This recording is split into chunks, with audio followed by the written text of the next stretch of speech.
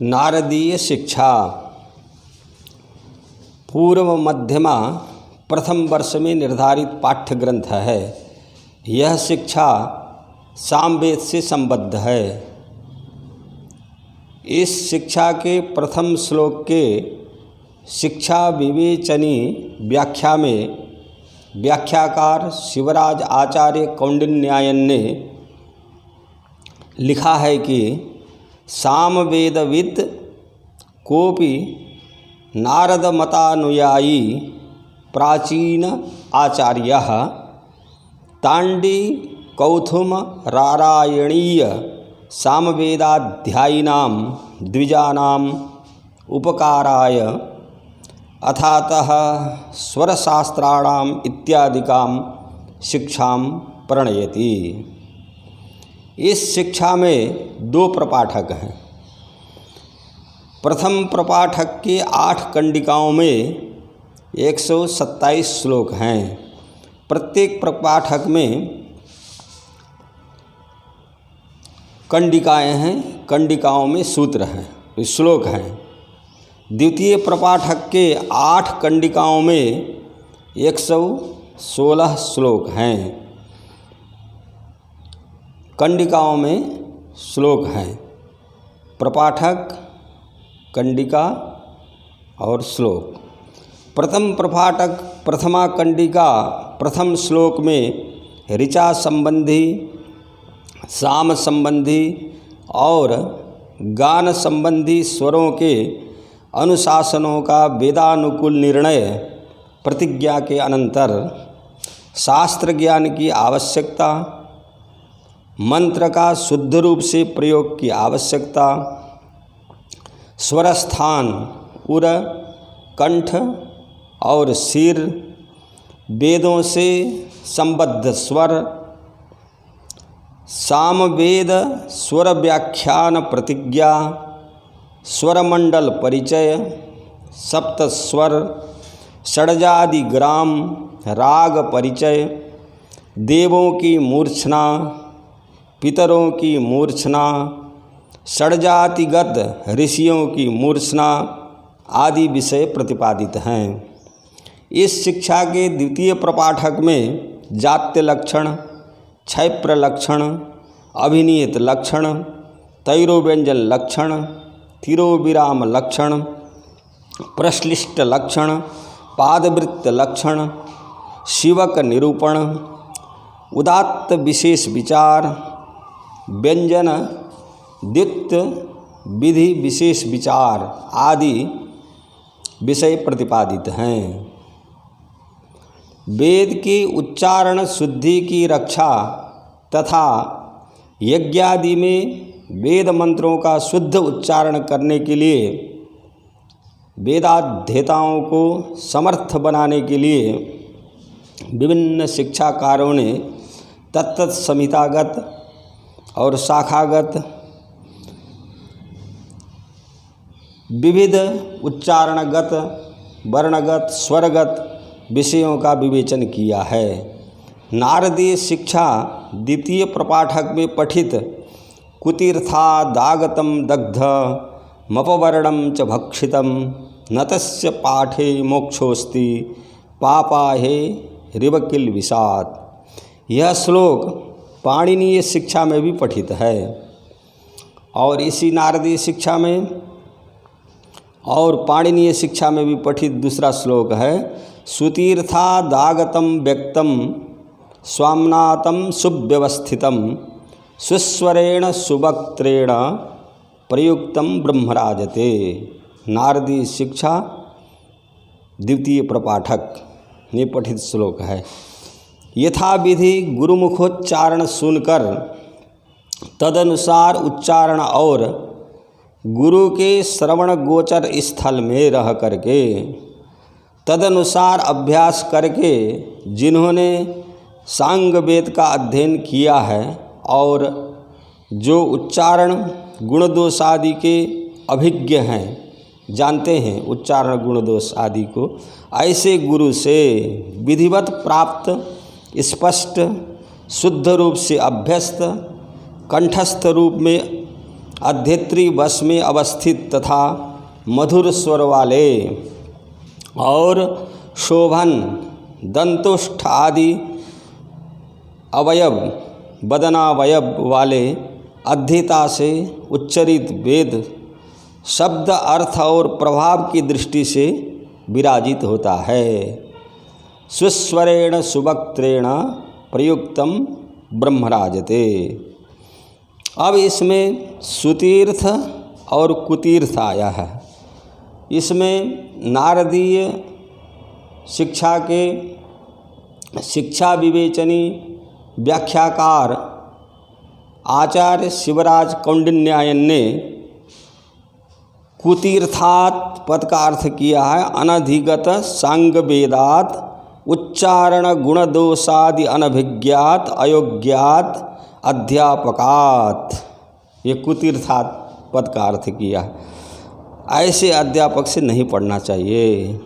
और सुतीर्थात धर्माधिगत सांग वेदकात उच्चारण गुण दोष अभिज्ञात योग्यात अध्यापकात पढ़ना चाहिए।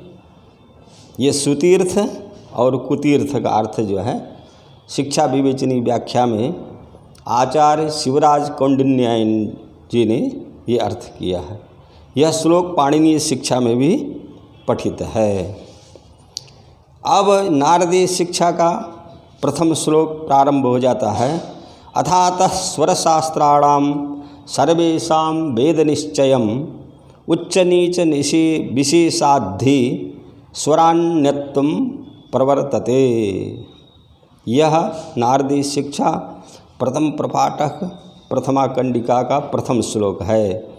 अथ वेद प्रवचनानंतरम अतः स्वरशास्त्रोपदेशस्य सप्रयोजनत्वात् सर्वेषां निखिलानां स्वरशास्त्राणां स्वरानुशासनानां वेद निश्चयं वेदानुकूलं निर्णयं वक्ष्यामि कथयिष्यामि।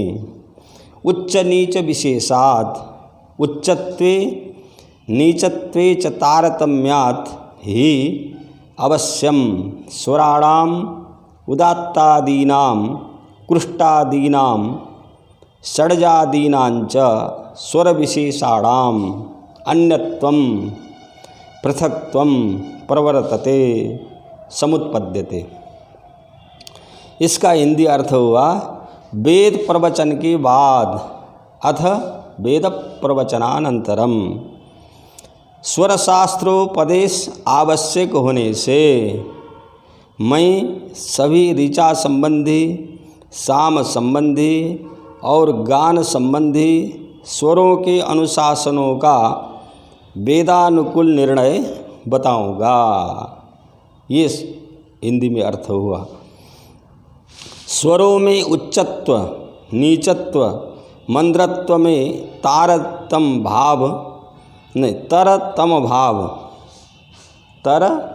भाव होने से उदात्तादि कृष्टादि स्वरों में परस्पर विलक्षणता आती है। स्वरान्यत्वं प्रवर्तते। अब ये नारदीय शिक्षा का प्रथम प्रपाठक प्रथमा कंडिका द्वितीय श्लोक है। द्वितीय श्लोक आर्चिकम गाथिकम चैव सामिकंच स्वरांतरम कृतांते स्वरशास्त्राणाम प्रयोक्तव्यम विशेषतः। स्वरशास्त्राणाम उदात्तादि षड्जादि कृष्टादि स्वर प्रतिपादकानां शास्त्राणाम कृतांते का अर्थ है सिद्धांते। आर्चिकम ऋक् संबंधी, गाथिकम गाथा संबंधी, च अपि एव ही सामिकम साम संबंधी, च अपि स्वरांतरम स्वर वैशेष्यम विशेषतः स्पष्ट भेदेन प्रयोक्तव्यम उच्चारणीयम। उदात्तादि कृष्टादि तथा षड्जादि स्वरों के प्रतिपादक शास्त्रों के सिद्धांत में ऋक् संबंधी, गाथा संबंधी तथा साम संबंधी स्वरों का अपनी अपनी विशेषता से युक्त स्वर भेद उच्चारणीय माने जाते हैं। ये द्वितीय श्लोक का अर्थ है। अथ तृतीय श्लोकः एकांतरः स्वरो ऋक्षु गाथासु द्व्यंतरः स्वरः सामसु त्र्यंतरं विद्यात् विद्यादेतावत् स्वरतोन्तरं ऋक्षु पाद विभाग युक्तेषु छंदोबद्धेषु वेदमंत्रेषु हि एव स्वरः उदात्तादि स्वरः एकांतरः एकतिलांतरः भवति प्रयुज्यते। गाथासु लौकिकगीतेषु स्वरः षड्जादि स्वरः द्व्यंतरः तिलद्वयांतरः भवति प्रयुज्यते। सामसु गायत्रादिकेषु सामसु स्वरं कृष्टादिस्वरं त्र्यंतरं तिलत्रयांतरं यवांतरम इति यावत् त्र्यंतरं यवांतरम इति यावत् तिलत्रयांतरम विद्यात् जानीयात् एतावत् एतन्मात्राकं स्वरतः स्वरेण कृतम् अंतरम भेदम विद्यात् जानीयात्।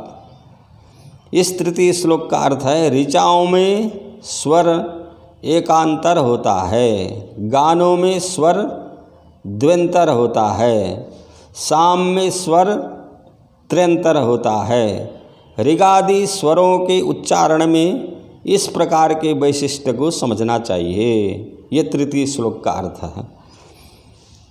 चतुर्थः श्लोकः ऋक्साम यजुरंगानि ये यज्ञेषु प्रयुञ्जते अभिज्ञानाद्धि तेषां भवति विस्वरः। ये साकांक्ष बुद्धि विशेष विषया ऋत्विगादयः यज्ञेषु यागेषु ऋक् साम यजुरंगानि ऋचः सामानि यजुंसि निविदः प्रैषाद्युश्च प्रयुञ्जते उपयुज्यते उपयुञ्जते उपयुज्यते नहीं उपयुञ्जते तेषां आकांक्षा पूर्ण बुद्धि विषयाणां ऋत्विगादीनां शास्त्राणां शिक्षा कल्प व्याकरणादीनां लक्षणशास्त्राणाम् अभिज्ञानात् विशेषेण अज्ञानात् ही एव विस्वरः स्वरकृतं वैरूप्यं भवति जायते।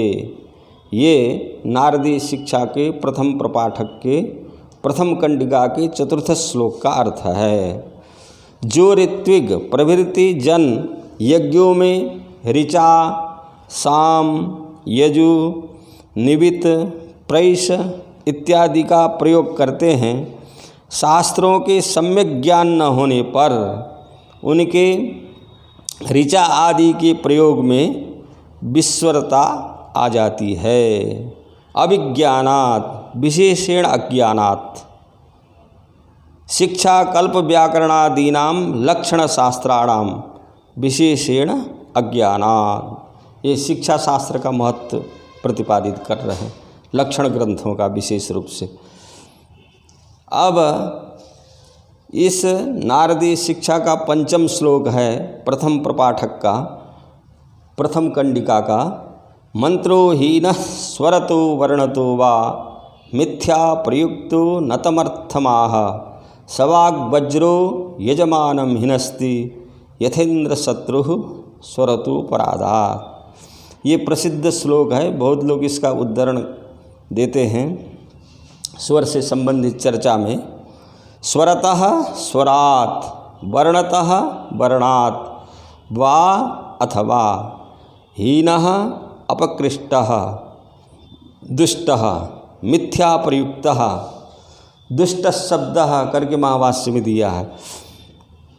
मिथ्या प्रयुक्तः अयथावत उच्चारितः मंत्रः तम बुद्धिस्थम विवक्षितम अर्थम अभिधेयम नैव आह ब्रूते न तमर्थमाह।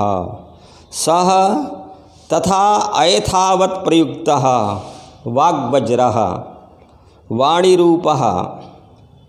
वाणीरूपवज्रः स्वरतः स्वरकृतात् अपराधात् दोषात्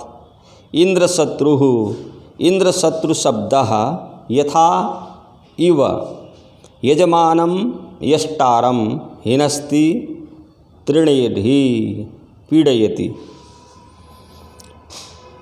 इसका हिंदी अर्थ है, स्वर से अथवा वर्ण से अपकृष्ट मंत्र मिथ्या प्रयुक्त होने के कारण बुद्धिस्थ विवक्षित अर्थ को नहीं कहता है।